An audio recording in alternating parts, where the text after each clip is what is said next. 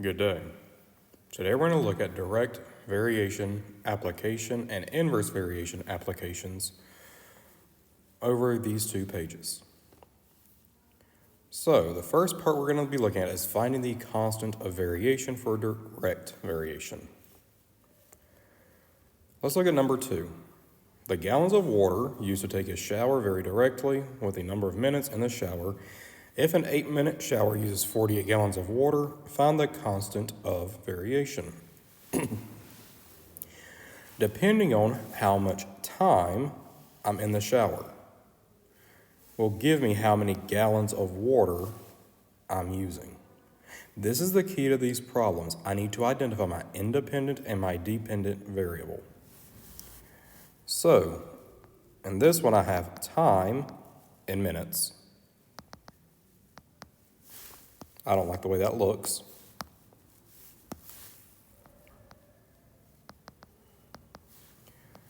And gallons of water. As a quick reminder, direct variation is in the form y is equal to my constant of variation times x. To solve for this constant of variation, I'm going to divide both sides by x. To find the constant, I'm going to do y over x. Now that was a refresher, or you could have looked right here. Anyway, if an 8-minute shower uses 48 gallons of water, find the constant of variation. K is equal to, the y is the gallons of water, over my minutes, 8 is 6.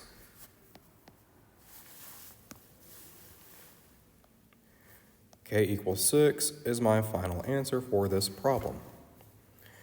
Go ahead and pause the video, try number 1. All right, number 3. For numbers 3 through 6, we're going to be finding a missing value. For number 3, the sales at a baseball game vary directly with the number of people in attendance.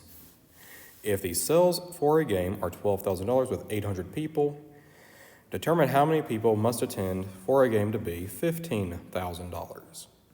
All right, for this problem, what is the independent variable? Depending on how many people come into the game will give me how much money I make. Independent is the number of people. Number of people is my x value. The sales, how much money I'm making, is the y value. The two coordinates that I'm going to be using is 800 people for $12,000.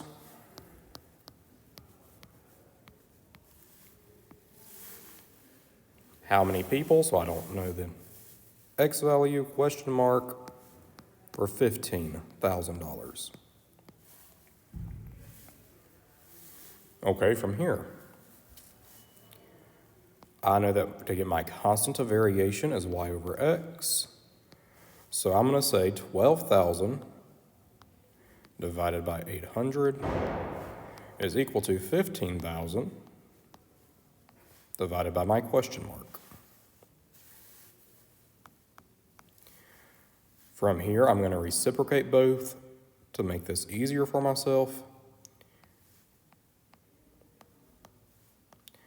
If I really want to make it easier, I could cross out these zeros and say this is 8 over 120 or 1 over 40.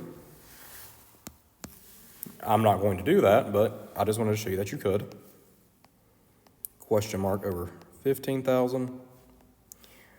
I'm going to multiply by the 15,000 on both sides.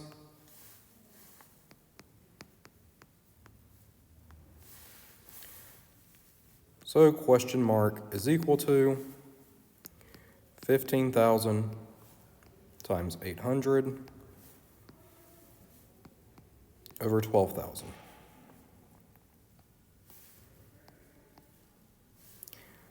I'm going to make this easier here for myself.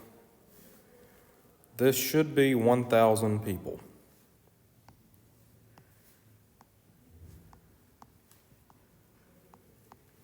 I'm going to check myself to make sure I'm right. 800 times 15,000.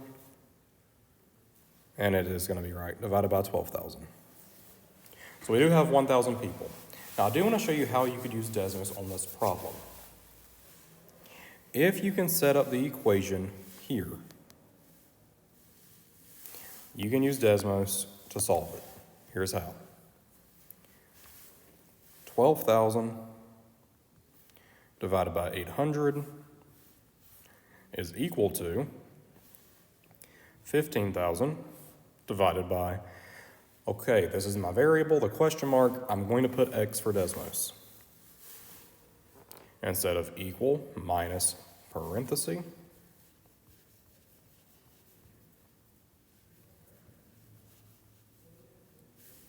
There is my 1,000. Okay? Let's do number 6. Acreage varies directly with production of bushels of wheat produced. Depending on how big my field is, will tell me how many bushels I can have.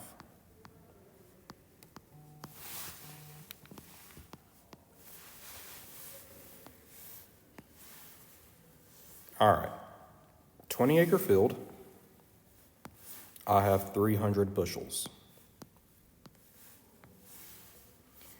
How many bushels in a 50-acre field?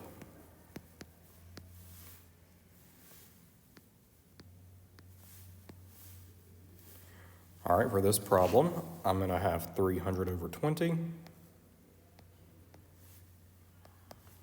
is equal to question mark over 50. I'm going to multiply by 50 on both sides. This is 50 times 15 equals question mark, which is 750 bushels.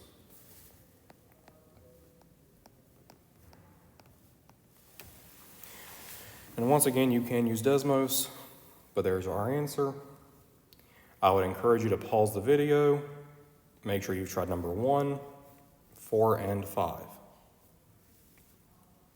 All right. The time it takes for a turkey varies inversely with the oven temperature. Actually, let's do number 8. There's not that much of a difference between them, but I just like number 8 better. The cost per person to rent a cottage is inversely proportional to the number of people who share the rent. If 7 people share and it costs $42 per person, find the constant of variation. In this problem, my x is going to be the number of people. Because the more people I have, the less each person has to pay. My y is the cost. Okay? For inverse variation, the equation is y is equal to k divided by x. To solve for k, multiply by x. So x times y equals k. Or like before, you could have just looked right there. Find the constant of variation if it is 7 people times $42 for the cost. This is $294, or 294 as my constant of variation. Done. Pause it, try 7.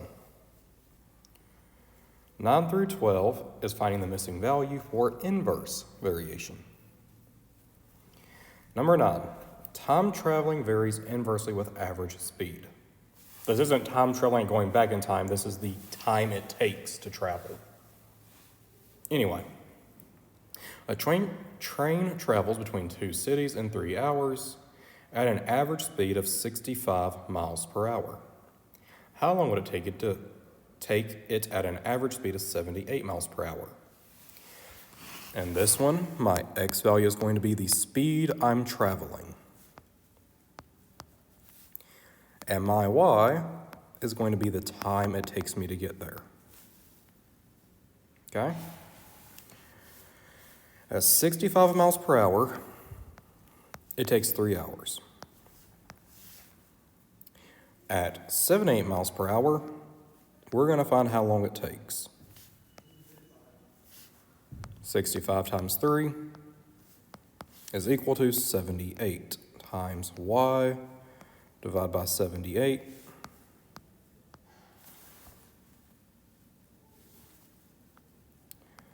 Y is equal to, let's use Desmos. I don't want to be wrong with this problem for you, so 65 times 3 divided by 78. I think it's 2.5. When going 70 miles per hour, it will take 2.5 hours to go the distance. All right, number 12. The number of workers vary inversely with the time in days to complete a project. 5 workers can finish the project in 24 days. How many workers will we need to complete the project in 15 days? All right, the number of workers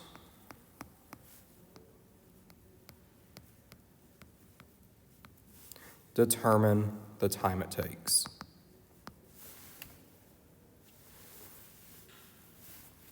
So I have 5 will take 24. How many will take 15?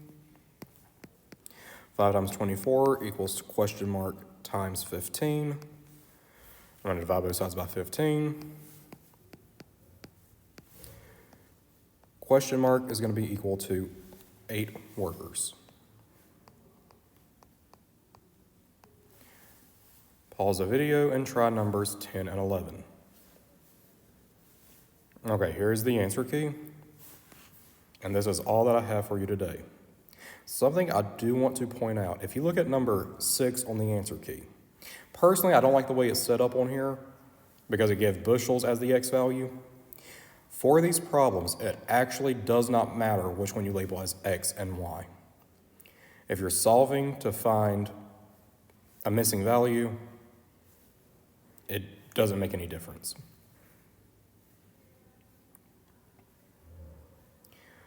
This is all that I have for you today, and I hope you have a great rest of your day.